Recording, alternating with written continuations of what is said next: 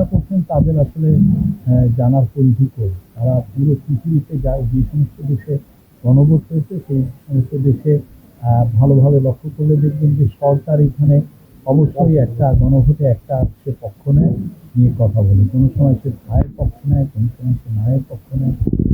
তো ব্রিটেনে দেখবেন যে এরকম ঘটনা কয়েকবার ঘটেছে পুরো পৃথিবীর মধ্যে। আর আমরা তো এই তো সংস্কারের জন্য আমরা এই সমস্ত সংস্কার যে সংস্কার দিয়ে আপনি দেশে অপশাসন দূর করতে হবে, দেশে যাতে স্বৈরাচার আবার ফিরে না আসতে পারে সেটা দূর করতে হবে। এই যে সংস্কারের যে সমষ্টি, এই সংস্কারের সবগুলো নিয়েই একটা প্যাকেজ আকারে এই গণভোট হচ্ছে। এবং আমরা সবাইকে বলছি যে আপনারা হাফ ভোট দেন যাতে দেশে আর অপশাসন ফিরে না আসে, দেশে যাতে স্বৈরাচার ফিরে না আসে, যাতে দেশে হাসিনা শাহীর মতো একটা দৈত্য দানব না হয়, যাতে আপনার অধিকার কেড়ে না নেয়।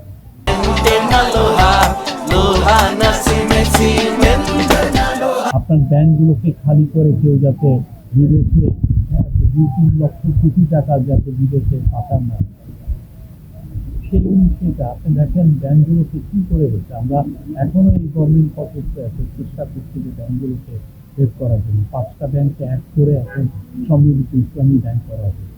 এখন ওনারা পুরো ব্যাংকগুলোকে চুরি চামারি করে সব কেটে কেটে খেয়ে রেখে গেছেন।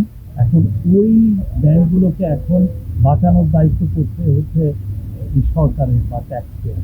আপনার আমার ট্যাক্স পেয়ারের মানুষই এই ব্যাংকগুলোকে বাঁচাবে। অথচ এই ব্যাংকের যারা মালিক ছিলেন, একজন মালিক উনি লন্ডনের হাইড পার্কের পাশে সবচেয়ে সুন্দরতম বাড়িটা উনি কিনেছিলেন। তার কোথা থেকে কিনেছে? ব্যাংকের থেকে টাকা চুরি করে নিয়েছে। এই ধরনের যদি চুরি চামারি যদি বন্ধ করতে চান তাহলে আপনার আবদ্ধ দিতে হবে। এই জন্য আমরা স্পষ্টভাবে আর গভর্নমেন্টের সংস্কারের গভর্নমেন্ট দেয়ালে দেয়ালে রেখে দেওয়া হয়েছে যে এটা এই আমাদের মূল কাজ হচ্ছে সংস্কার।